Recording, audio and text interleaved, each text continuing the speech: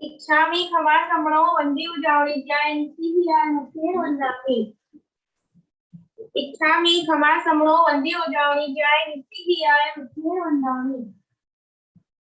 इच्छकार सोहराई सुख तप शरीर निराबाद सुख संजम जात्रा निर्भव छोजी स्वामी साता छेजी हाथ पानी न लाभ देजो जी। इच्छामि खमा समणो वंदी उजावणी जाय नित्य हिया नथे वंदामी।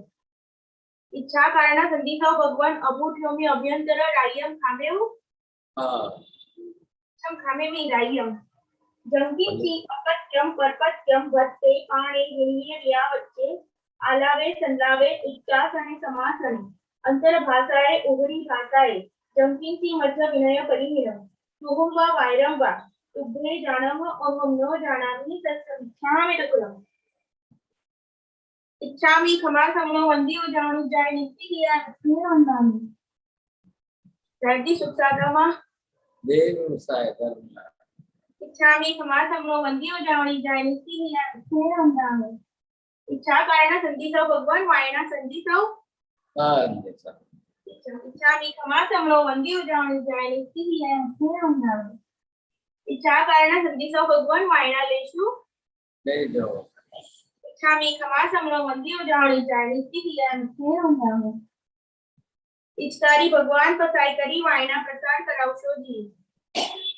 नमो हरिहंताणं नमो सिद्धाणं नमो आयर्याणं नमो वज्रायणं नमो लोके सर्वसार। हे सुपंच नमोकारो सर्वभावपणासनो मंगलाणं च सर्वेसिं परमं भवै मंगलम्। जय जगदीव जोनि वेयाणो जगद्गुरो जगानंदो जगन्नाथो जगवंदो जय जगत्प्रियामः। जय सुयाण प्रभु तीर्थयानम् अपच्छिमो जय जय गुरुलोकानां जय महात्मा कल्याण मंत्र गंगा हिमाचल विश्वाम्भोजरवीं देवं वन्देऽहं ज्ञातवन्तम्। सर्वारिष्टप्रणशाय सर्वाभीष्टार्थदाय सर्वलब्धिनिधान श्री गौतम स्वामिने श्री सुधर्म स्वामिने अज्ञानतिमिरान्धनं ज्ञानाञ्जनशलाकया नेत्रमुन्मीलितं येन तस्मै श्री गुरवे नमः। धर्मलाभ बहुत बहुत आशीर्वाद से मथेर वंदामी साहेब जी। धर्म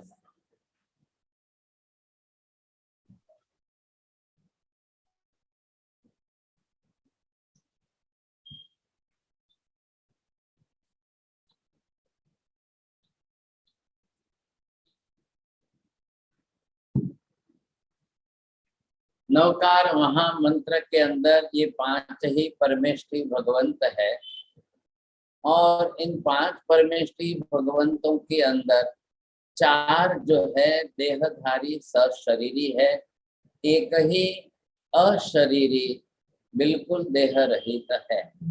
अब इन 5 के अंदर से 5 का जो विभाजन किया है उसमें से आप देखेंगे अब इनके अंदर अरिहंत परमात्मा के लिए पहला पद है नमो अरिहंताण, सिद्ध भगवान के लिए दूसरा पद है नमो सिद्धाण, नमो आयर्याणम तीसरा पद आचार्य भगवंतों के लिए, चौथा पद नमो उवज्जायणम उपाध्याय जी भगवंत के लिए और 5वां पद जो है नमो लोए सर्व साहुरम साधु साध्वी के लिए। अब ये पांचों जो है पद के रूप में है। क्यों है ये पद के रूप में? ध्यान दीजिए, यहाँ पर ये कोई नाम नहीं है। नवकार किसी के नाम वाला नामी मंत्र नहीं है। बिना नाम का सर्वथा अनामी मंत्र है। कांति अंकल आप बोलेंगे? नवोकार मंत्र किसी नाम से नहीं है, लेकिन उनकी सेंटेंस ही रिपीट करना है बस। बोले गेलरा जी। नवकार मंत्र यह किसी के नाम से नहीं है, अनामी मंत्र है।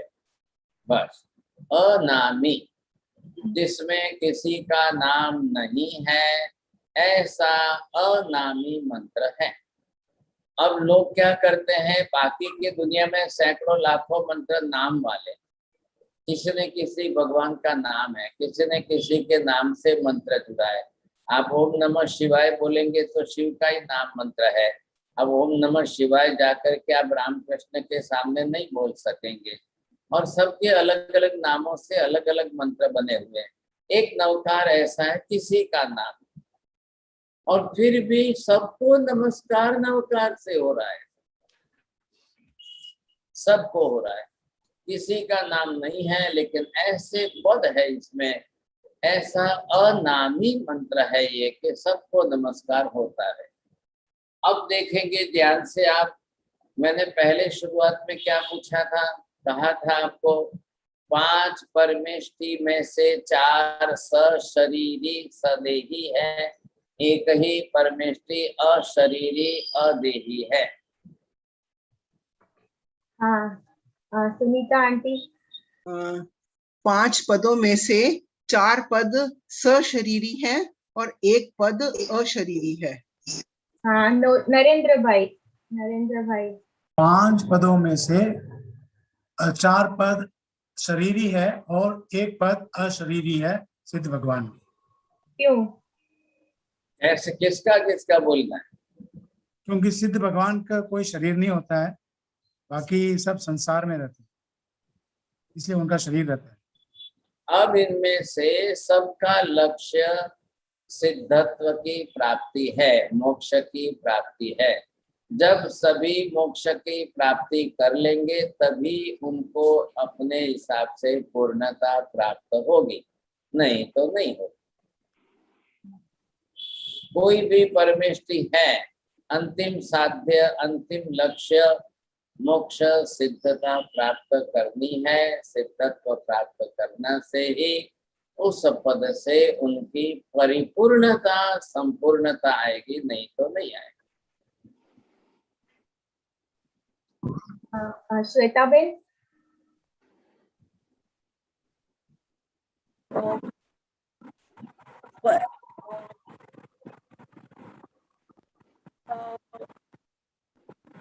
ललिता जी।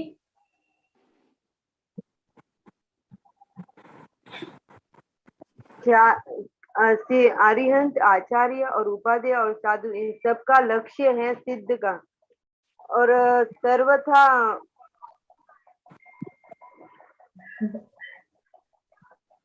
भूल गई शायद। कश्मीरा बेन लोडिया जी।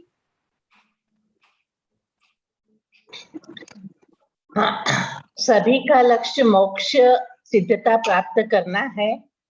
उनकी पूर्णता तभी आएगी जब वो सिद्धत्व को प्राप्त कर लेंगे। सबका लक्ष्य मोक्ष प्राप्त करने का क्यों है? क्योंकि मुक्ति जो है वो आत्मा को कर्म बंधनों से मुक्त, आत्मा जब कर्म बंधन से मुक्त, जन्म मरण से। हाँ, कांति अंकल बोले। संसार के जन्म मरण से मुक्ति। इसी वाक्य में, इस वाक्य से आगे मत पढ़िए, उत्तर भी इसी वाक्य में छिपा हुआ है। सभी का लक्ष्य मोक्ष प्राप्ति का है, उससे पद से परिपूर्णता संपूर्ण आएगी, नहीं तो नहीं आएगी। सेकंड प्राइज, आज इनको अशोक जी को सेकंड प्राइज मिला, 2 प्राइज। अब जब तक वो अपने पद से आगे बढ़कर मोक्ष प्राप्त करके सिद्ध नहीं बनेंगे, वहां तक उनके पद की परिपूर्णता नहीं मिलेगी। पूर्ण संपूर्ण कब बनेंगे? साधु साध्वी है वो भी मोक्ष में जाकर ही परिपूर्ण बनेंगे। उपाध्याय जी आचार्य हैं, उनको भी मोक्ष में जाकर परिपूर्ण बनना है। कोई इस पद पर रहेंगे नहीं। ये पद क्यों दिए यहाँ पर, ध्यान से समझिए। कोई इस पद पर सदा काल रहेंगे नहीं, तो फिर इस पदों का मतलब क्या है?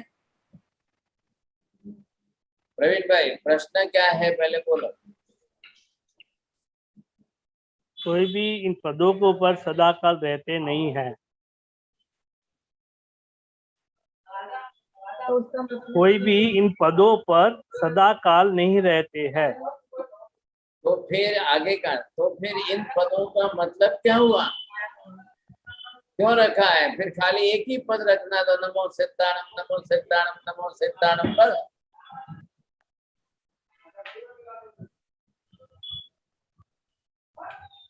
अपने कर्मों को क्षय करने के लिए नमस्कार करते हैं। अभी पहले इनकी बात करो, फिर बाद में हमारी।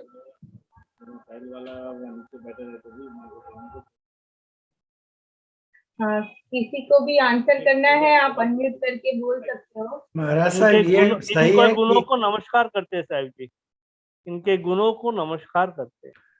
महाराज साहब ये सही है कि ये ही पद्धति लक्ष्य है जो अरिहंत साधु से उपाध्याय गणधर अरिहंत से होकर ही ऊपर जा सकते हैं सिद्ध भगवान को परिपूर्णता। ये एक प्रकार की सीढ़ी है। प्रश्न क्या है? इन पदों का ये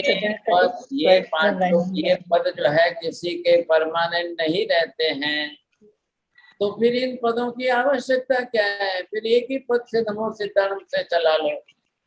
आपको प्रश्न क्यों नहीं समझ में आ रहा है? साहिब जी प्रणाम। ये मार्ग है, ये मार्ग से सिद्ध तक मोक्ष तक पहुंच सकते हैं। और कोई साधु होके उपाध्याय होके आचार्य होके फिर सिद्ध तक। इन पदों पर किसी को भी कायम रहना नहीं है, और फिर भी ये पद कायम रखे। अब इसका सीधा रहस्य इतना ही है, इन पदों से ही वो मोक्ष में गए। जो जिन पदों से मोक्ष में गए हैं उनकी पहचान उसी पद से होती है। हाँ,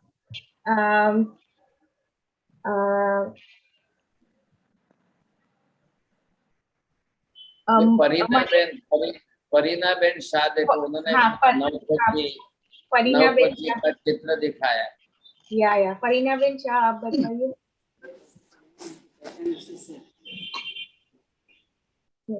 कोई इस पद पर सदाकाल रहेंगे नहीं, इस पदों पर ही वह मोक्ष से गए हैं, इस पदों पर ही जाके वो मोक्ष में गए हुए हैं, तो इसलिए सदाकाल रहते नहीं है। अब अगर ये नहीं रखो, ये पद नहीं रखेंगे तो क्या तकलीफ आएगी? माता जी आप विचार करते हैं, थोड़ा चिंतन करिए साथ में। साहिब जी वो क्रम क्रम से उनकी साधना चलती है।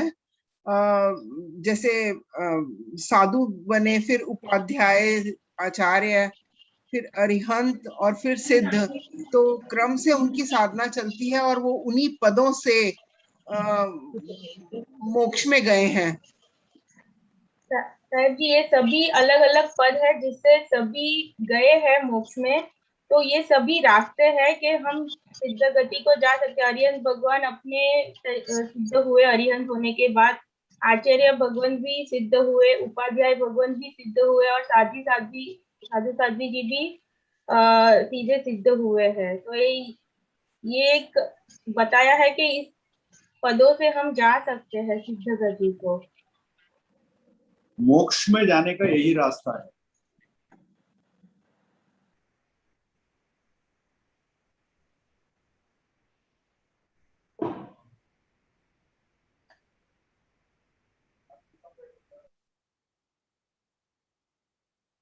जी इन पांचों पदों के ऊपर से ही मोक्ष प्राप्त कर सकते हैं। जो भी गए हैं अभी तक वो वही पद से ही मोक्ष में गए हैं। साहब जी, कर्म क्षय के लिए यही पद उत्तम है।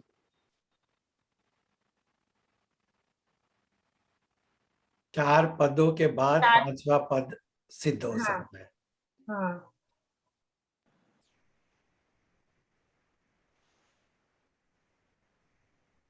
दिख रहा है आपको सबको? जी सर जी दिख रहा है। हाँ साहब जी। हाँ, क्या दिख रहा है बोलिए। चंद्रेश हाँ। भाई શું દેખાય છે ચંદ્રેશ ભાઈ? अनम्यूट કરીને बोलो। चलो कुंजल बहन, आपको क्या दिख रहा है? कोई पद्मासन में बैठे है, कोई खड़े है, सिद्ध भगवान। कोई सो रहा है, शवासन में भी है सर। सोए हुए भी है। हाँ, ये सोए हुए है, मतलब स्लीपिंग पोजीशन है। जिस पोजीशन में साधना कर रहे हैं उसी पोजीशन में है वहाँ पे। कोई बैठे हुए हैं, कोई खड़े हुए हैं, कोई सोते हुए भी गए हैं। यहाँ से गए, वहां तो कोई सो नहीं रहे, लेकिन अब यहाँ से कोई साधु गए हैं।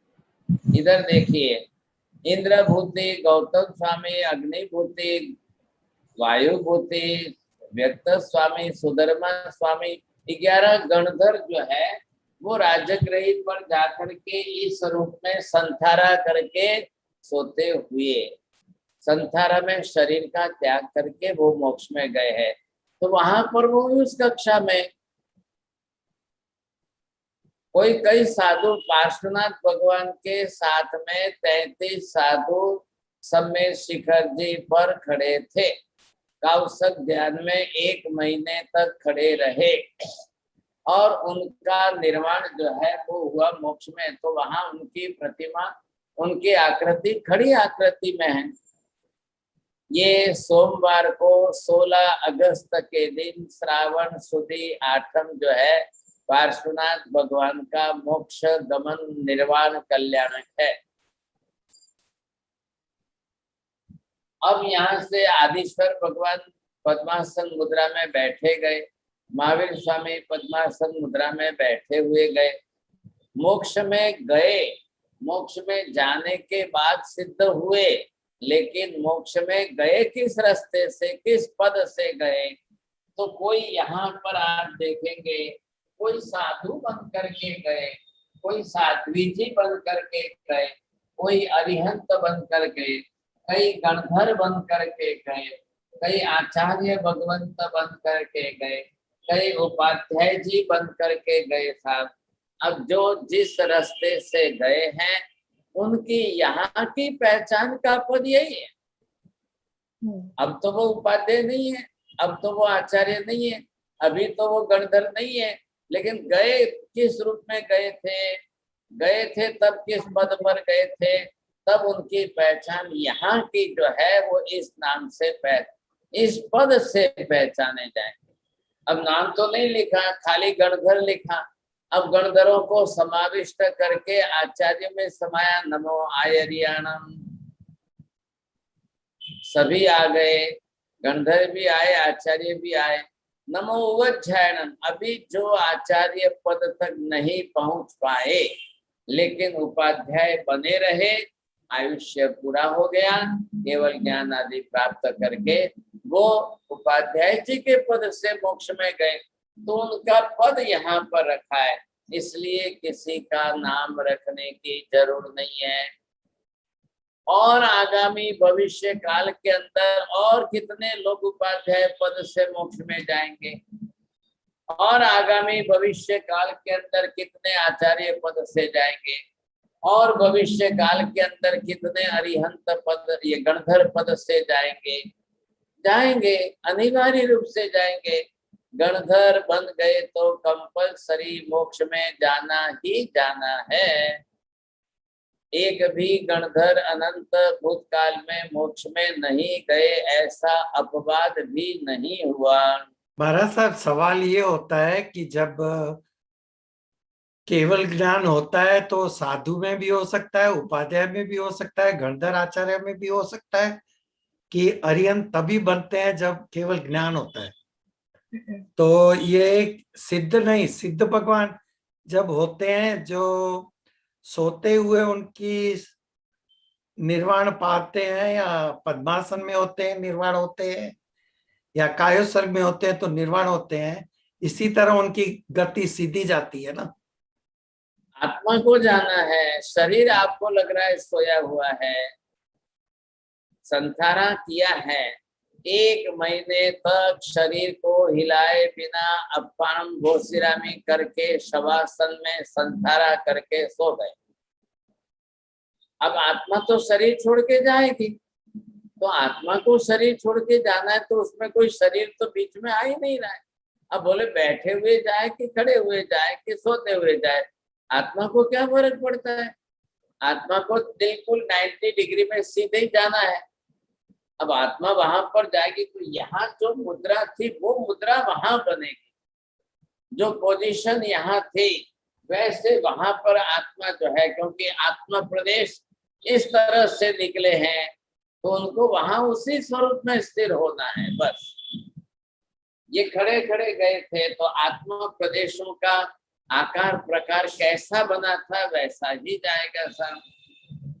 महाराज साहब, सवाल ये है कि जब साधु साध्वी जी होते हैं तो उपाध्याय कब बनते हैं, आचार्य कब बनते हैं? उनका तो कोई डिग्री लेवल होगा ना, जबकि ये हाँ लेकिन पद पा सके। हाजी साहब 1000 साधु में से 2 ही आचार्य बन सके, उनको पदवी दूसरों की नहीं हुई तो 2 आचार्य पदवी पर आए, वो आचार्य पद से मोक्ष में गए। अब 1000 में से 998 से जो है साधु पद पर ही रहे,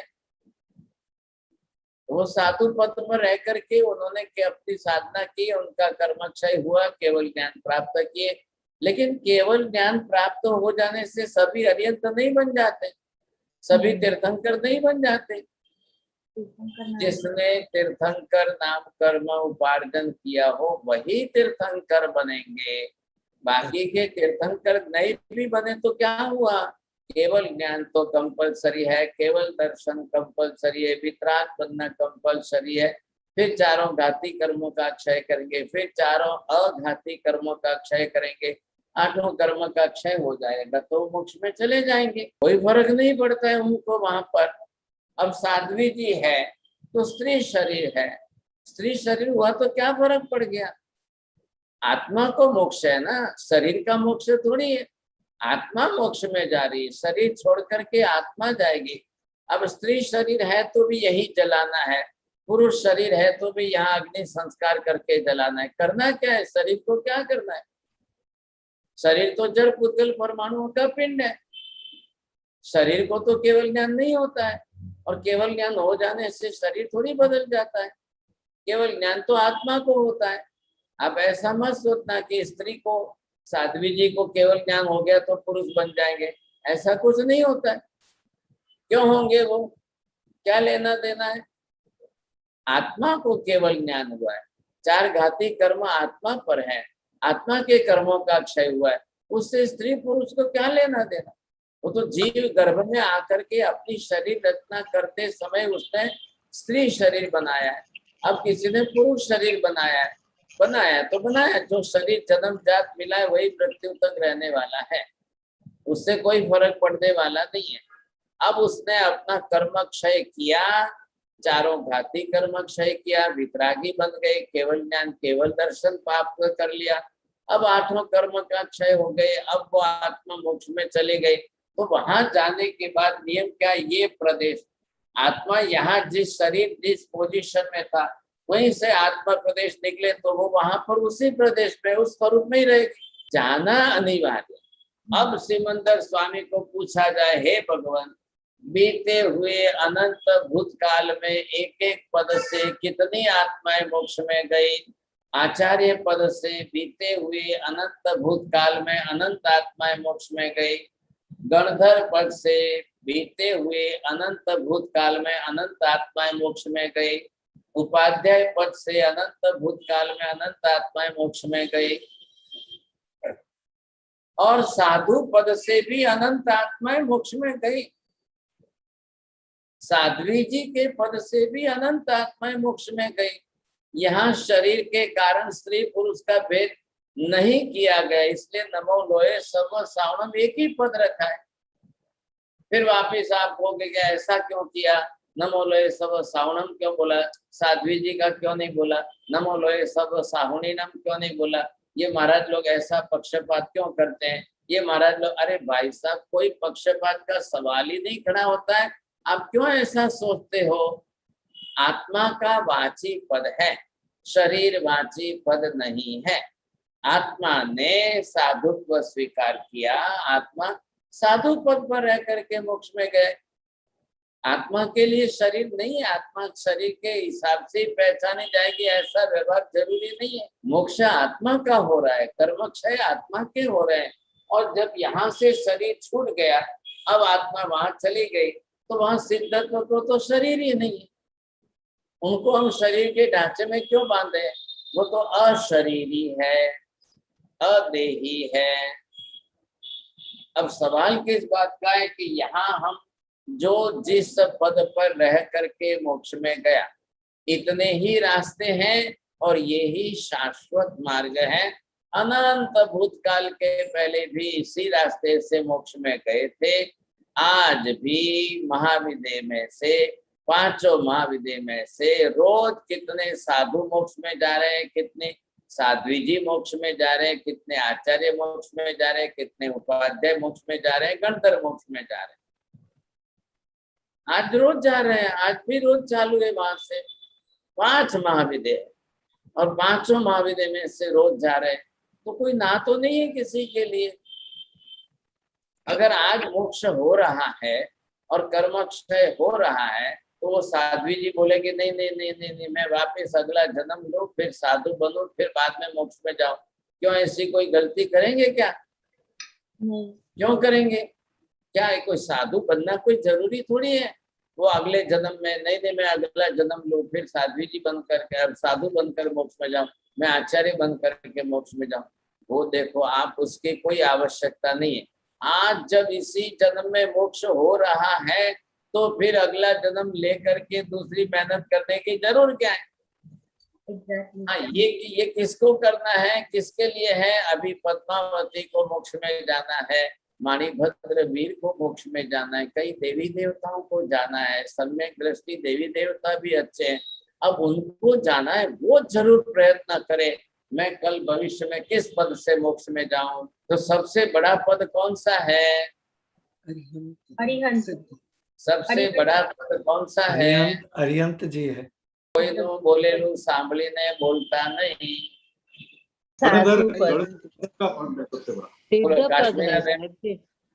लक्ष्य पूर्णतः सिद्ध पद पे है।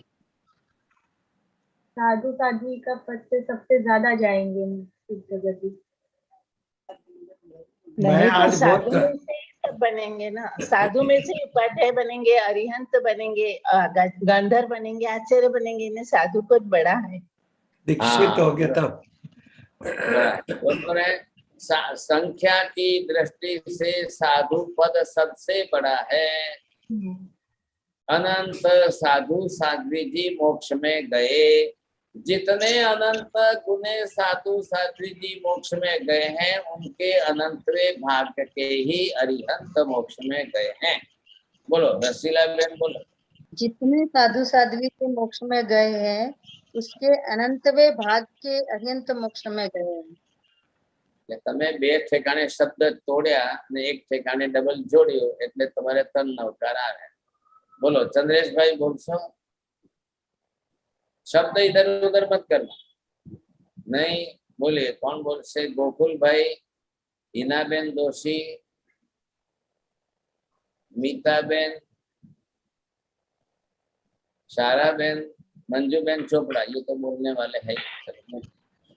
हाँ गुरुदेव जय जिन। जो मोक्ष में गए आत्मा है अरिहंत, मतलब जो कंपैरेटिव आत्मा नहीं, है आपने ध्यान नहीं दिया हो तो मत बोलो। लास्ट सेंटेंस रिपीट करना है। नो क्वेश्चन, प्रश्न नहीं है। चलो, ये धन्यवाद। तो आशा बहन ने दरवाजा खोला है। बोलो आशा बहन, दरवाजा खोला, ये भी बड़ी बात। जो साधु भगवंत गए हैं मोक्ष में, उससे अनंता भाग में सिद्ध भगवंत मोक्ष गए हैं। उल्टा बोला। आप 108 नौकार के नरेंद्र भाई को बोलिए। हाँ चलो, बोलिए संख्या की नरेंद्र भाई। से साधु साध्वी के पद से ही अनंत मोक्ष में गए हैं। आपको भी 108 नौकार गिनना पड़ेगा। कश्मीरा बेन, अनंत साधु भगवंत मोक्ष में गए हैं, उसके अनंतवे भाग के ही अरिहंत मोक्ष में गए हैं। इनका फर्स्ट नंबर आया, पहला प्राइज। अब आप ये सोचिए, साधु साध्वी अनंत गुने मोक्ष में गए, उनके सिर्फ अनंतवे भाग के ही अरिहंत मोक्ष में गए। बोलो, अब ज्यादा मैक्सिमम संख्या आपको किसमें मिली? तो कौन सा इजीली पॉसिबल है, इजीली अवेलेबल है, और कौन सा सबसे ज्यादा डिफिकल्ट है? माता जी बोलिए, क्या समझ में आ रहा है? अनंत गुना साधु साध्वी मोक्ष में गए, उसके अनंतवें भाग जितने ही अरिहंत परमात्मा मोक्ष में गए हैं, तो साधु साध्वी पद सबसे बड़ा है और सबसे इजीली अवेलेबल है कि साधु साध्वी। आगे का प्रश्न था, सबसे डिफिकल्ट पद कौन सा है? अरिहंत। अरिहंत पद। चंद्रेश भाई तो नाच पाड़े थे, बोलू नहीं।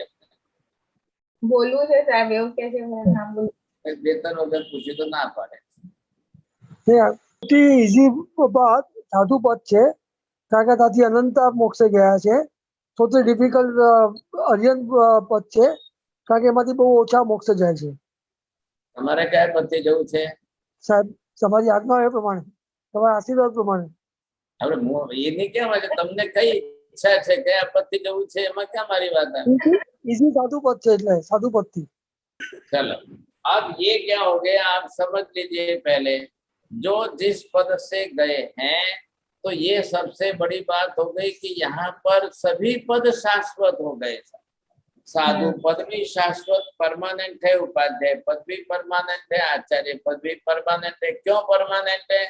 भूतकाल में इन पद से गए हैं, एट प्रेजेंट आज जा रहे हैं, और नेक्स्ट आने वाले फ्यूचर भविष्य के अनंत काल में भी साधु साध्वी पद से मोक्ष में जाएंगे, उपाध्याय जी पद से मोक्ष में जाएंगे, आचार्य पद से मोक्ष में जाएंगे। हिलाबेन, आपको किस पद से मोक्ष में जाना है? खाली इशारा कर दो, आपका मौन है तो मत तोड़िए। साधु पद बोल रहे हैं। चलो ठीक है। अब आपको साध्वी जी बन के जाना है कि साधु बन के जाना है?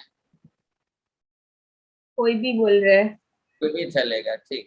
अब ये मैंने क्या बताया, परमानेंट क्यों है? ये सभी पद परमानेंट क्यों है?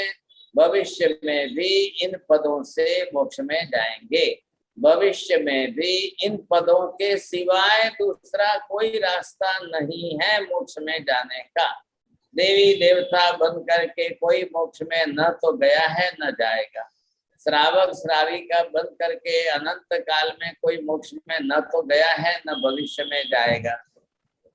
आखिर श्रावक श्राविका इसके नीचे, उनको भी दीक्षा लेकर साधु साध्वी बनना ही पड़ेगा। बनेंगे तो ही मोक्ष में जाएंगे। आप श्रावक पद पर रह करके नहीं जाएंगे, श्राविका पद पर रह करके नहीं जाएंगे।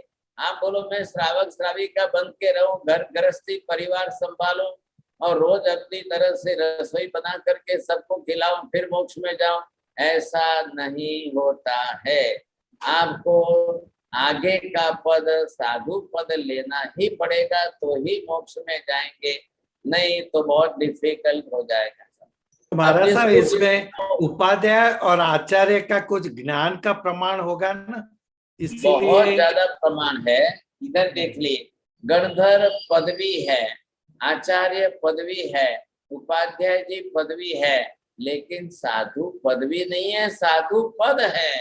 जी, ये फर्क ख्याल आ रहा है आपको? जी हाँ। बेसिक पद जो है, जिसको मूलभूत भगवान भी मूल में तो अरिहंत भगवान भी मूल में तो साधु ही है,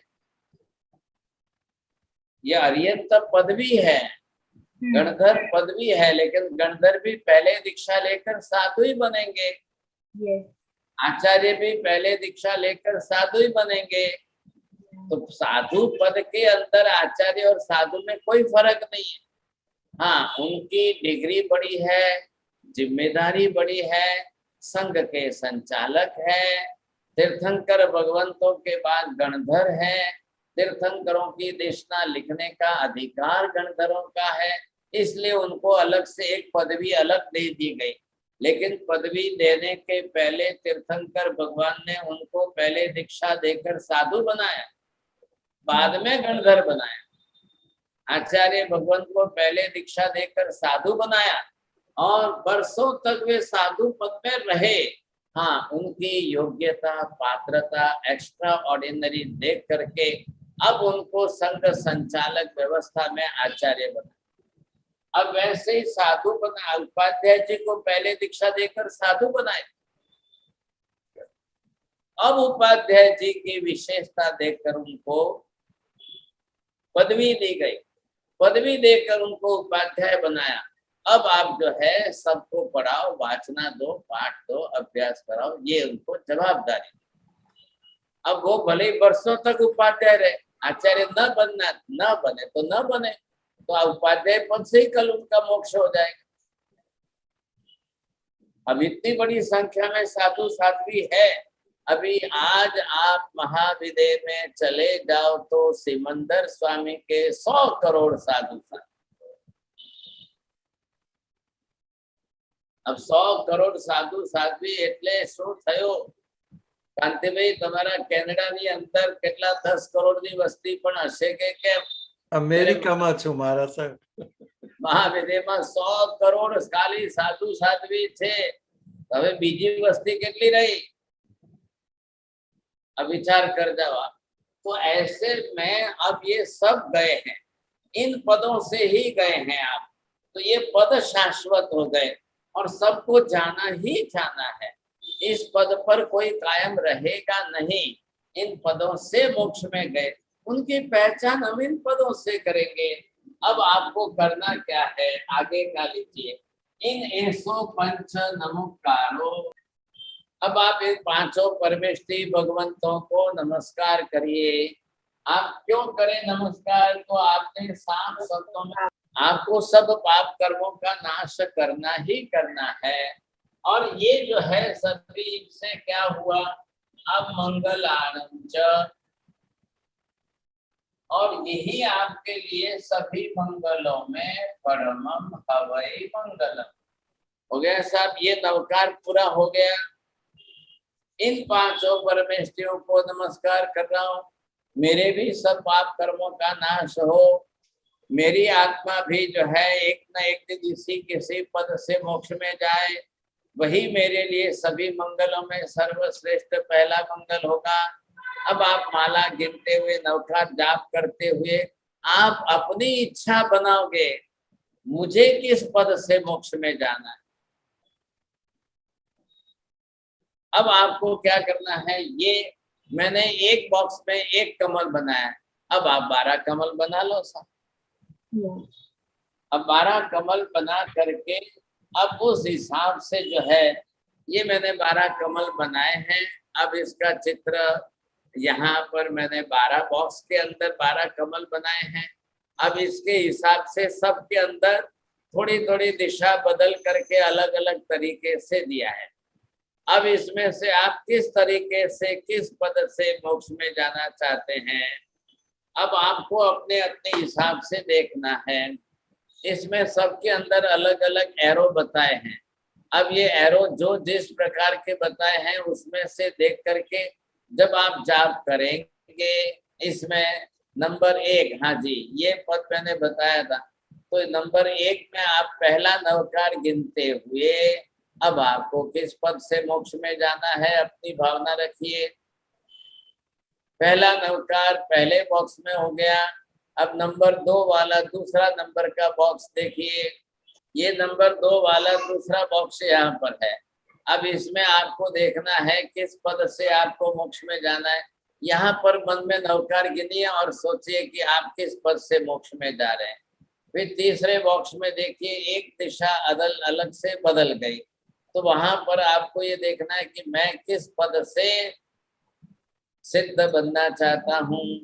ये तीसरा जो है ऊपर आपको यहाँ पर दिखाई देगा। अब इसी तरह से आप चौथा बॉक्स देखिए, नीचे तीसरे के नीचे चौथा बॉक्स है, फिर वहां चौथा नवकार गिनिए। अब आपने एरो दिया कि नमो भुवच्छायानम से मोक्ष में जाना है। आपने इच्छा व्यक्त की साधु पद से मोक्ष में जाना है। अब आपने इच्छा की नई उपाध्याय पद से जाना है, जिसके जो इच्छा हो। आइए पांचवें बॉक्स में देखेंगे आप बीच में, फिर आप छठे बॉक्स में देखेंगे एक नवकार पांचवें बॉक्स में इधर। हाँ जी, ये पांचवा बॉक्स है। अब आप गणधर पद से आचार्य पद से ही मोक्ष में जाना चाहते हैं, उनको विशेष नमस्कार करके अपना एक नवकार पूरा करते जाइए। आगे ऊपर कॉर्नर में छठा नंबर, अब इस छठे बॉक्स के अंदर आप देखेंगे कि हाँ मुझे जो है साधु पद से मोक्ष में जाने की इच्छा है। बहुत इजी है, बहुत जल्दी संभव है, नहीं तो अरियत पद से तो बनने जाने में मोक्ष में बहुत देर लगेगी साहब। कैसे जाएंगे? आगामी नेक्स्ट 24 के अंदर तो 24 फुल हो गई है, अब तो वहां पर कोई चांस ही नहीं है साहब। तो अब आगामी 24 के अंदर तो आपका चांस अरियत बन करके तो नहीं लगेगा, लेकिन साधु बन करके लग जाएगा। गणधर बनना हो तो गणधर बन के लग जाएगा। इसके नीचे 7 नंबर। हाँ जी, अब साधु पद में भी आप किस तरीके से खड़े खड़े या सोते हुए या नमो आयरियानम पद से, ये नमो लोय सब सावनम से खाली दिशा बदली है। एक एक पद लिखने के अंदर क्रम बदला है, दिशा बदली है, ध्यान में रखिए साहब। पद बदल, दिशा बदलने से, जगह बदलने से पद के अंदर कोई फर्क नहीं पड़ता है, दोनों बात सामने है साहब। 8वें नंबर पर, हाँ ये ऊपर कॉर्नर में वहां पर 8वां नंबर है, वहां पर आप देखेंगे कि आपको किस पद से, आप एक नवकार पूरा मन में जपते जाइए, लेकिन अपनी इच्छा वाला पद आप ध्यान में रखिए। अब मुझे किस पद से जाना है, फिर ये भी पद बदल जाएंगे। ऐसो पंच यही लिखना जरूरी नहीं है, यहाँ भी लिख सकते हो आप, यहाँ भी लिख सकते हो। जो जहाँ पद लिखा है बरोबर दृष्टि आपको स्थिर रख करके वहीं आपको जाप करना है सर। नीचे 9वें नंबर के 9वें पद में आइए। अब वहां आपको जो है, हाँ ये नीचे 9वां नंबर है। अब उसमें आप देखेंगे कि जिस तरीके से आपको इस पद में साधु भी बने, उसमें से उपाध्याय बन करके मोक्ष में जा रहे हैं। आचार्य नहीं बन सके तो कोई हरकत नहीं, आप उस कक्षा में जाइए। तो इस 9वें पद में फिर आपका 9वां नमस्कार हो गया साहब। आइए आगे चलिए 10वें पद में।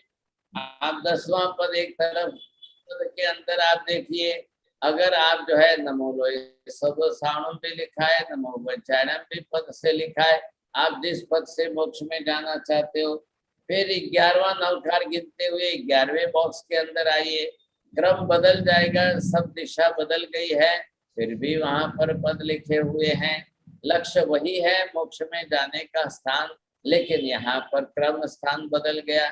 और लास्ट में 12वें बॉक्स के अंदर आप 12वां नवकार गिनिए साहब।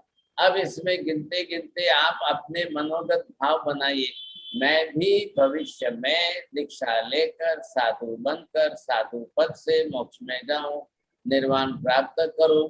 ये आप अपने भाव परिणाम बनाइए। अब ध्यान रखिए साहब, आपने 12 बॉक्स का एक 12 नवकार पूरे किए, एक एक पर एक एक नवकार करते करते 12 बॉक्स पर 12 नवकार आपने किए। अब आप वापिस दूसरा राउंड करिए, फिर तीसरा राउंड करिए। शायद आपको लगता है कि नहीं नहीं नहीं नहीं नहीं, नहीं मैं तो अरियत भगवान बन सकता हूँ, तो आप अरियत पद की आराधना करके मोक्ष में जाइए साहब, कोई ना नहीं है। अगर आपको लगता है कि मैं और किसी पद से मोक्ष में जा, किस पद की आराधना करके मोक्ष में जाता हूँ या मैं किस पद से मोक्ष में जाता हूँ, दो बात अलग अलग है, ध्यान रखिए। किस पद की आराधना विशेष करके। कल आप बोलेंगे मैं नमो लोए सब सम, कोई बोलेगा नमो सिद्धानम पद की आराधना करो भाई, आपको जो करना है करो, लेकिन आप किस पद पर रहकर मोक्ष में जाएंगे वो अलग हो जाएगा। फिर आप 5वां राउंड फिर से करिए, 6ठा राउंड करिए, 7वां राउंड करिए, 8वां राउंड करिए, 9वां राउंड। आप 9 राउंड करेंगे बरोबर जो है 12 को 9 से गुणाकार करिए, 108 बरोबर हो जाएंगे, 108 नवकार हो जाएंगे। अब 9 राउंड के अंदर कब आपकी इच्छा बदलती है, कब आपकी इच्छा दृढ़ होती है, कब आपकी इच्छा कौन सी बनती है, किस पद से आप निर्वाण पा करके मोक्ष में जाना चाहते हैं। माता जी आपकी किस पद से मोक्ष में जाने की इच्छा है? साहब जी सबसे पहले तो मैं साधु बनना चाहती हूँ, फिर उसके बाद में पता नहीं क्या एक ऐसी जैसी योग्यता प्रकट हो, पर साधु बन के मुझे याद है आपने गए साल बोला था मुझे भी अरिहंत भगवान बन के मोक्ष में जाना। साहब जी अरिहंत परमात्मा की तब महिमा समझ में आई थी कि तीर्थंकर परमात्मा मतलब एक साधारण केवली और तीर्थंकर परमात्मा वो उनमें क्या योग्यता, जैसे आपको देखकर कि आप जिस तरह से पढ़ाते हैं तब मेरे दिमाग में वो समझ में आया कि तीर्थंकर परमात्मा की महिमा कि वो किस तरह से समझा सकते हैं। लेकिन मेरे को अपनी साधना साहब जी मेरे अंदर से मतलब यही है कि सबसे पहले तो मुझे साधु बनना है, सब बाद में जो भी योग्यता प्रकट हो, लेकिन अभी तो यही लक्ष्य है कि मैं सिमंदर स्वामी का कोई साधु बन के। आपको साधु बनना है तो फिर आगे बात नहीं है, आपको अरिहंत भगवान बनना है तो साधु बनने के पहले भी आपको तीर्थंकर नाम कर्म उपार्जन करना अनिवार्य, फिर बाद में आप जो है अरिहंत भगवान बन सकेंगे। भले बाद में दीक्षा लेकर साधु बनो, तो साधु बनने के बाद सीधे अरिहंत बनेंगे। अब साधु बनने के बाद उपाध्याय जी बनने की जरूरत नहीं, आचार्य बनने की जरूरत नहीं, वो सीधे ही अरिहंत भगवान बनेंगे। अभी तो जैसे साहब जी की मैं साधना करना चाहती हूँ। आप पहले ही संकल्प करो मुझे तो अरिहंत भगवान नहीं बनना है, साधु बन के ही जाना है। ऐसा नहीं बनना, ऐसा कुछ नहीं है, लेकिन मेरे को साधु जरूर बनना है, साधु बनना है, दीक्षा लेनी है, इसके अलावा यही टारगेट है। हाँ जी, अपनी इच्छा है, अपने अपने विचार है, तो वो अपने अभी कांति भाई साहब बोलते हैं कि मुझे तो साधु बन के ही जाना है।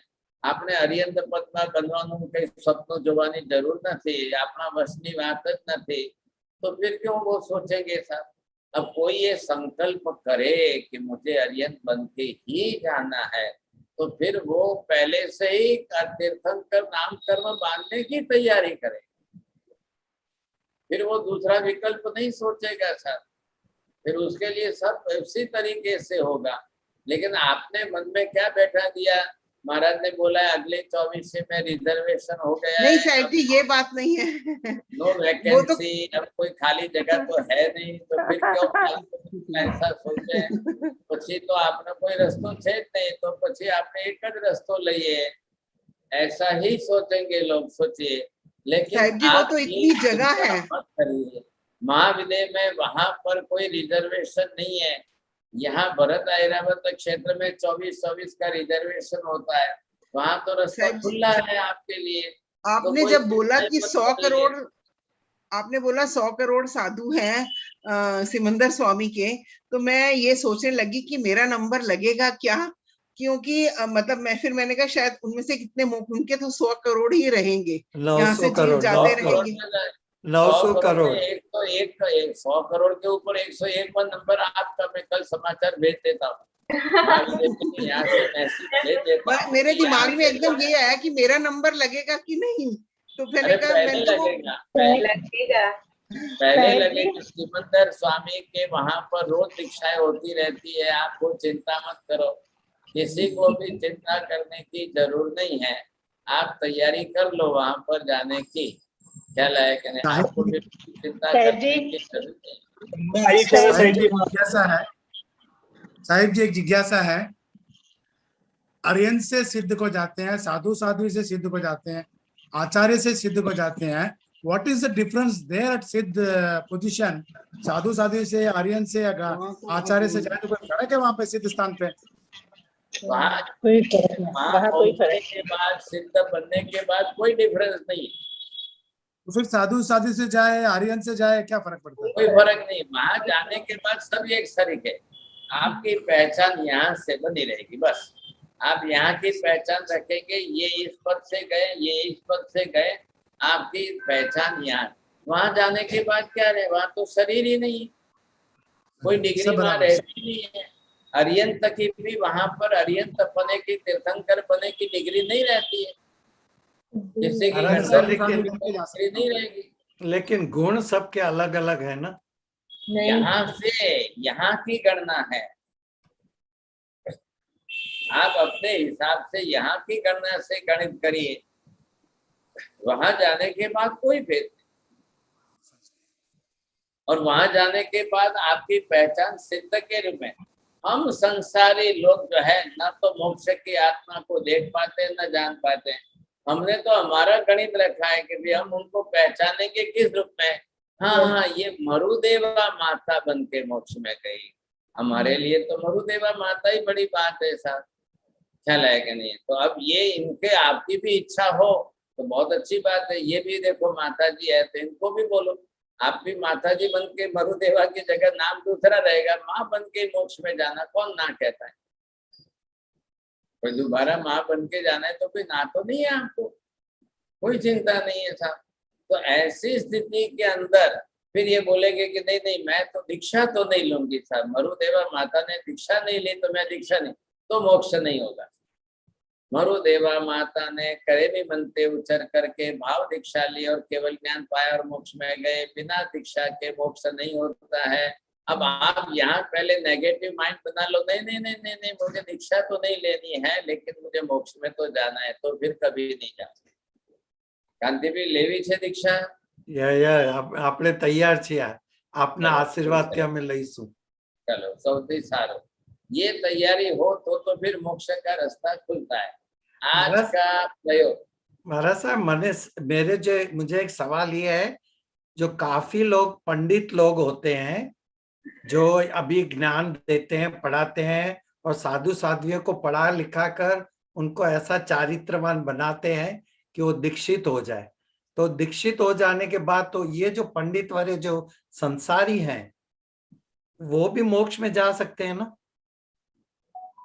उनको साधु तो बनना पड़ेगा, उनको भी दीक्षा तो लेनी ही पड़ेगी। अच्छा, उनको भी दीक्षा लेकर साधु साध्वी तो बनना ही पड़ेगा। जी जी, ओके। इसीलिए तो ये शाश्वत नियम समझ लो आप।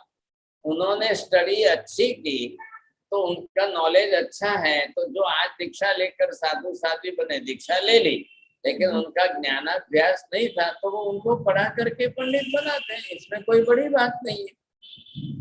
लेकिन उनको भी अगर मोक्ष में जाना है तो दीक्षा लेनी पड़ेगी, फिर ही उनका मोक्ष होगा, नहीं तो नहीं होगा। आज का प्रयोग ये है, हम नवकार तो रोज ही गिनते हैं लेकिन ये भाव जोड़ना है, इन पदों से ये मोक्ष में गए, इन पदों से इस पद से मोक्ष में जाते हैं, मुझे किस पद से मोक्ष में जाना है, मुझे भी मेरे भाव जोड़ने हैं। अब आप बिल्कुल शांति से स्थिर होकर के बैठ जाइए। आपको माला वगैरह हाथ में लेनी नहीं है।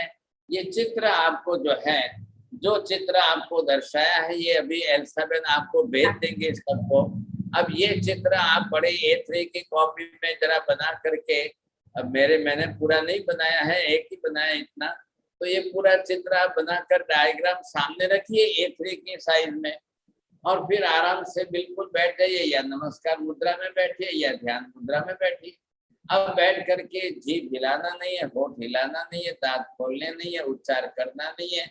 आप सिर्फ उस कमल के ऊपर, उस एक एक पद के ऊपर दृष्टि रख करके गिनते जाइए।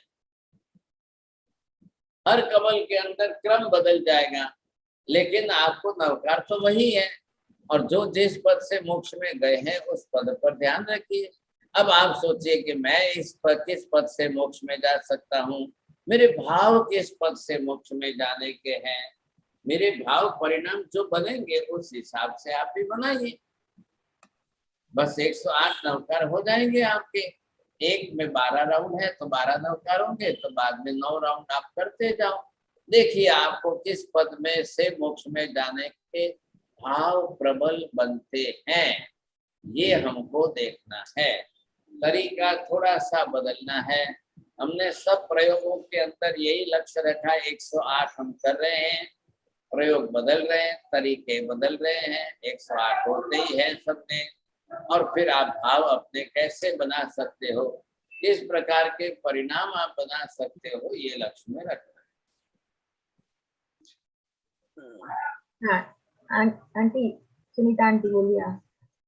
साहिब जी, एक बात ये पूछनी थी कि जैसे कहते हैं कि साध्वी जी महाराज भी जा सकते हैं मोक्ष में, तो जब उनके 4 घाती कर्म खत्म हुए और वो अरिहंत वो उस घाती कर्म खत्म होने के बाद में उनको केवल ज्ञान हुआ, तो उसके साथ ही उनका स्त्रीपना खत्म नहीं हो गया? चाहे बेशक शरीर वो ही रहा, लेकिन स्त्रीपना तो खत्म हो गया ना। वो स्त्रीपना भी एक कर्म है।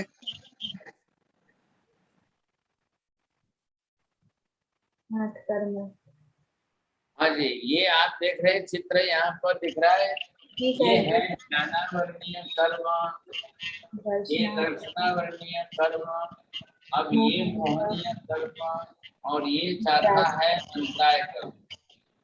अब क्या हुआ, इधर देखिए आप, ये 5वां जो है नाम कर्म के अंदर, नाम कर्म के अंदर ये कर्म प्रकृति है आपका स्त्री वेद का। ये स्त्री वेद की कर्म प्रकृति जो हम पिछले जन्म में बांध करके साथ में लेके आए, तभी तो माता के गर्भ में हमने स्त्री शरीर बनाया। कर्म हमारा साथ में है, इस कर्म के कारण हमने स्त्री शरीर बनाया। अब इधर क्या है, ये कर्म आपका जो है, ये एक एक कर्म आपके नष्ट हो रहे हैं, क्षीण हो रहे हैं। तो इसमें क्या हुआ, अनंत ज्ञान। अब ये आपने केवल ज्ञान प्राप्त किया, इसमें आपने केवल दर्शन प्राप्त किया, इसमें आपका मोहनीय कर्म गया, आप वितरागी बन गए। इधर आपका अंतराय कर्म गया, अनंत वीर्य का गुण प्रकट हुआ। अब ये 4 कर्म प्रकट हुए, इसका क्या हुआ? साहिब जी, ये तो जैसे बाहरी शरीर के रूप में है नाम कर्म, स्त्री वेद। बाहरी शरीर बनाया, इस कर्म ने बनाया, तो ये शरीर ऐसे ही रहेगा ना। ये शरीर ऐसे ही रहेगा, लेकिन इधर जो के तीसरा प्रकट हो गए साहब, इसकी कोई चिंता नहीं है। आप केवल ज्ञानी बन गए, केवल दर्शनी बन गए, वितरागी बन गए। इधर का क्या हुआ, ये अभी 4 कर्म आपके बाकी है, ये 4 कर्म आपके बाकी है। ये 4 कर्म कहाँ तक बाकी है? जब तक मोक्ष मृत्यु नहीं होगी वहां तक बाकी। तो अब आपको केवल ज्ञान, केवल दर्शन हो गया तो मोक्ष में तो जाना ही है। अब आप जो है, जब ये कर्म क्षय होंगे, आयुष्य अंत में नष्ट होगा, तभी मोक्ष होगा, नहीं तो नहीं होगा। अब इस कर्मों के अंदर आप ये देखिए कि सबके कर्म अभी बाकी है।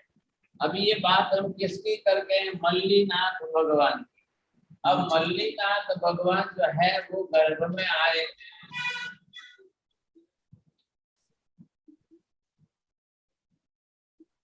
अब मल्लीनाथ भगवान गर्भ में आए, उन्होंने अपने पूर्व कर्म के हिसाब से स्त्री शरीर बनाया। अब उनका जन्म हुआ, यहाँ पर ये जन्म हुआ। अब यहाँ इन्होंने दीक्षा ली और दूसरे ही दिन उनको यहाँ कर्म क्षय होते हुए केवल ज्ञान प्राप्त हो गया। अब केवल ज्ञान प्राप्त होने के साथ में वे तीर्थंकर बन गए। तीर्थंकर नाम कर्म साथ में पूर्व भाव से लेकर आ रहे हैं। अब इतना काल अभी उनका आयुष्य बाकी है, हजारों वर्षों का आयुष्य अभी बाकी है उनका। क्या करेंगे, कोई स्त्री शरीर बदल जाएगा? शरीर नहीं बदलेगा, अंदर आत्मा में केवल ज्ञान है। तीर्थंकर बन गए, नौकर में स्त्री शरीर में ही रहेंगे। हाँ, देवता आएंगे, समो शरण बनाएंगे, भगवान बैठेंगे, देशना देंगे, सब कुछ होगा, लेकिन अब कोई स्त्री पना शरीर तो नहीं बदल जाएगा। अब वो कब आएगा, ये होगा यहाँ जब वो मोक्ष में जाएंगे, निर्वाण होगा, उस दिन यहाँ पर उनके चारों अघाती कर्म पूरे होंगे। अब नाम कर्म खत्म होगा, गोत्र कर्म खत्म होगा, वेदनीय कर्म जाएगा, आयुष्य कर्म जाएगा और सीधे मोक्ष में चले जाएंगे। अब जब वो वहां मोक्ष में जाएंगे तो वहां तो कोई शरीर है ही नहीं, मोक्ष में तो कोई शरीर ही नहीं है, इसलिए उनको वो चिंता नहीं। सवाल ये बात है, अब इतना लंबा काल जब देशना देंगे तो देशना तो आत्मा को केवल ज्ञान है ना, शरीर को तो नहीं है। तो भगवान बनकर देशना समोसन में देशना देने में तो उनको कोई तकलीफ नहीं है। स्त्री शरीर हो कि पुरुष शरीर हो, क्या फर्क पड़ता है? हाँ, ये जरूर है कि स्त्री देहधारी तीर्थंकर नहीं बनते हैं, लेकिन अब उन्होंने तीर्थंकर नाम कर्म पहले बांध लिया था और बाद में स्त्री वेद का कर्म बांधा, इसलिए उनको स्त्री बनना पड़ा, नहीं तो नहीं बनते हैं, कोई नहीं बनता है। वो साईं जी अंदर से स्त्रीपना तो खत्म हो गया ना, स्त्री वेद मोहिनी कर्म में जो 9 कर्म में स्त्री वेद खत्म हो गया, एक बाहरी शरीर रह गया। आप ये देखिए, ये मैंने क्या बताया आपको, ये मोहनीय कर्म है। हम मोहनीय कर्म के अंदर जो विषय वासना, काम, संज्ञा, स्त्री पना, पुरुष पना, देह वेद, ये सब इस कर्म में था। ये कर्म क्षय हो गया, अब ये कर्म जाते ही तो वो अंदर से वितरागी बन गए। अब वितरागी बन गए तो कोई कक्षा रही नहीं, सब कुछ भी नहीं रहा है, मोहनीय कर्म ही चला गया। उसके कारण जो स्त्री पने की जो बुद्धि है वो चली गई। अब वो दूसरों को पुरुष रूप में देखे तो भी उनको विकार वासना नहीं है, खुद स्त्री देह में है तो कोई विकार वासना नहीं है, रूप रंग सौंदर्य है तो जो है वो है, जन्म जात जो मिला है वो है। अब उसमें कोई फर्क तो पड़, लेकिन अंदर से सब निकल गया। ये खाली नाम कर्म की प्रकृति के हिसाब से शरीर जो है वो स्त्री ढांचे का ही रहेगा, उसमें कोई फर्क पड़ने वाला नहीं है। तो क्या जरूर क्या है, स्त्री शरीर चला नहीं। सर जी मैंने एक प्रश्न पूछू। एक मिनट वन बाय वन, पहले रसीला बेन। सर जी मल्लीनाथ भगवान स्त्री देह में केवल ज्ञान हुआ, तीर्थंकर हुए, तो जो भी किसी गणधर बनाने हैं, किसी को दीक्षा देनी है, तो फिर सब वो करते थे। सब किया, सब गणधर थे ना, उनके भी बहुत गणधर थे, शिष्य परिवार था, सब कुछ था, कोई फर्क नहीं पड़ा, सब प्रक्रिया सब चलते, कोई फर्क नहीं पड़ा। दे सकते मतलब। हाँ मंजू बेन। हाँ गुरुदेव, मुझे ये पूछना है कि जैसे इस 24वीं में तो मल्लीनाथ भगवान स्त्री के रूप में थे, तो क्या पिछली कोई 24वीं में भी कोई स्त्री थी और अगले 24वीं में भी होने वाली है कोई? अब सुनेंगे कि बोलेंगे? पहले परमानेंट शाश्वत नियम ही है, कोई नहीं बनते हैं, ये एक्सेप्शनल केस है। अपवाद मार्ग में ऐसा हो गया, उसमें उन्होंने गलती की, तीर्थंकर नाम कर्म पहले बांध लिया था और बाद में स्त्री वेद बांधा, नहीं तो कोई नहीं होते हैं। अब आपको होना है तो होना, आप स्त्री मोक्ष में जाना चाहते हो तो कोई निषेध नहीं है। महावीर स्वामी ने रास्ता खुला रखा है, स्त्री देह से दीक्षा लेकर साध्वी बन करके आप मोक्ष में जा सकते हो। चलो साहेब जी, भगवान महावीर ने 14,000 शिष्य હતા, ગણધર ભગવંતો હતા, તે સમયમાં કોઈ સાધુને આચાર્ય પદવી કા ઉપાધ્યાય પદવી ત્યારે હતી? એટલે પદ ભલે હતો, પદવી હતી, પણ ત્યારે કોઈ ઉપાધ્યાય બન્યા હતા કે આચાર્ય બન્યા હતા કે પછી ગણધર ભગવંતોના શિષ્ય જ રહ્યા હતા? ગણધર સિવાયના આચાર્ય ઉપાધ્યાય થતા જ હોય છે। ગણધર ખાલી દેશના લખવા પૂરતા જ જવાબદારી વાળા છે। ગણધરોની જવાબદારી જુદી છે। તીર્થંકર ભગવાનની દેશના લખીને સૂત્રબદ્ધ કરે એટલું જ કામ એમનું છે। પણ આખા સંઘના સંચાલનની વ્યવસ્થા માટે તો આચાર્ય ઉપાધ્યાય પદવીઓ છે. जी जी साहब. ललिता जी. साहब जी मल्लीनाथ भगवान गंधर्व भगवान साधु भगवान के साथ रहते थे या साध्वी जी भगवान साध्वी जी माँ साहब के साथ में रहते थे? के साथ समूह में सब रहते थे. साध्वी जी भी रहते, साधु महाराज रहते, गंधर्व भगवान रहते, उनके साथ सब साथ रहते. मित्रावस्था है ना.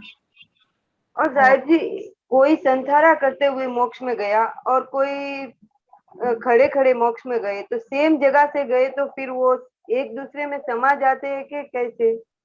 हाँ, वहाँ सब जाके ऊपर समा जाते. स्थान पर ऊपर जाने के बाद कोई फर्क नहीं. कुंजलबेन शाह. साहब जी मोक्ष में सतत चालू ही है कि कभी बंद होगा? महाविद्य से कोई लिमिट है उसमें? महाविद्य में परमानेंट चालू रहता है, वहाँ कभी बंद नहीं रहता है. भरत ऐरावत में चौथा आरा पूरा होने के बाद बंद होता है. रसीला बेन. सर जी मेरा प्रश्न तो कि पन्यास पद है या पदवी है? पन्यास पदवी है, वो उपाध्याय और साधु के बीच की पदवी है. वो अभी उपाध्याय नहीं कहलाते हैं, लेकिन उपाध्याय से भी छोटे. वो व्यवहार में नहीं आती, वो उनके समुदाय में समूह में उतने में गणी पदवी पन्यास पदवी आती है, बाद में उपाध्याय पदवी आएगी. हाँ सर जी दूसरा सवाल था, आगामी 24 के गणधर तो फिक्स हो गए कि नहीं? आगामी जैसे तीर्थंकर फिक्स है, जैसे गणधर फिक्स है? नहीं. अच्छा ओपनिंग है साहब जी. તમારે થવું હોય તો ચાન્સ છે. સાહેબ जी હમણાં તો પહેલા આ જન્મમાં બસ ખાલી આવા આ કપડામાં નથી મરવું બસ એવું છે. આ કપડાની વાત ગણધર બનવું હોય તો ચાન્સ છે. ये क्वेश्चन लास्ट में, अब मोक्ष जो नेक्स्ट इस जन्म होने के बाद मिनिमम आयुष होगा जी. महाविद्य में जाएंगे तो 84 लाख पूर्व हो गया, और इसके अलावा कई यदि मोक्ष जाना है तो अगले जन्म में मिनिमम आयुष 84 लाख पूर्व की होगी ना. महाविद्य में जाएंगे तो मिनिमम. महाविद्य में जाओगे आप, भरत ऐरावत में जाओगे तो 72 तक भी चलेगा.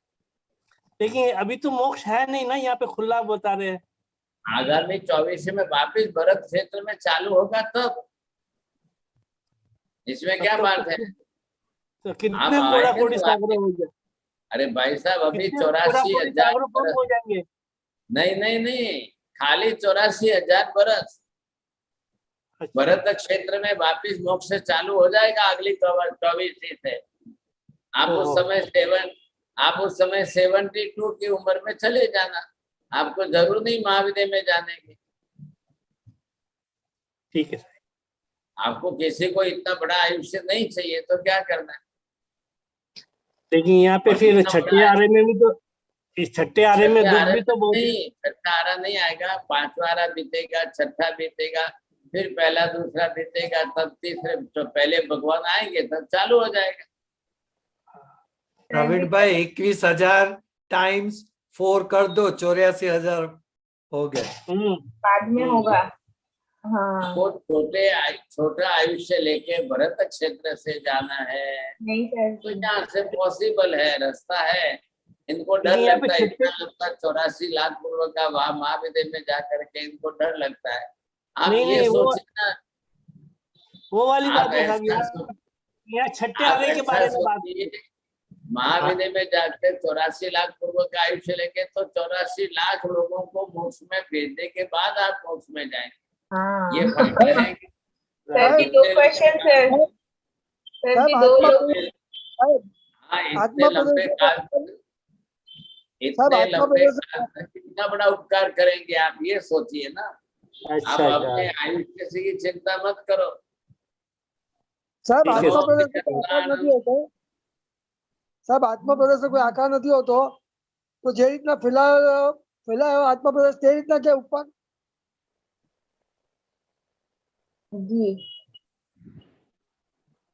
नमो हरियंताणं नमो सिद्धाणं नमो आयर्याणं नमो वज्रायाणं नमो लोहे सर्वसापुनं एष पंच नमकारो सर्वपापप्रणाशनो मंगलानं च सर्वेसिं परमं हवै मंगलम् मंगलं भगवान् वीरो मंगलं गौतम प्रभु मंगलं सोलिभद्राद्या जैन धर्मस्तु मंगलम् चत्तारि मंगलम हरिहंता मंगलम सिद्धा मंगलम साहु मंगलम केवली पन्नतो धम्मो मंगलम चत्तारि लोकोत्तम हरिहंता लोकोत्तम सिद्धा लोकोत्तम साहु लोकोत्तम केवली पन्नतो धम्मो लोकोत्तम चत्तारि शरणं भवजामि हरिहंते शरणं भवजामि सिद्धे शरणं भवजामि साधु शरणं भवजामि केवली पन्नतं धम्मं शरणं भवजामि सर्वमंगलमांगल्यं सर्वकल्याणकारणं प्रधानं सर्वधर्माणां जयति नासनं साहेब जी त्रिकाल वंदना ठेण वंदना त्रिकाल वंदना साहेब जी सत्तामा રહેજો त्रिकाल वंदना साहेब जी त्रिकाल वंदना गुरुदेव वंदना साहेब जी शिक्षातामा रहेજો। हाँ हाँ, कल क्लास रहेगी आहार और आरोग्य की 8 PM India time and 10:30 AM eastern standard time USA। तो प्लीज आप सभी ज्वाइन कीजिएगा। प्रणाम सभी को। जय जिनेन्द्र। जय जिनेन्द्र। प्रणाम। अभी तो सब सबको यही प्रणाम सब साथ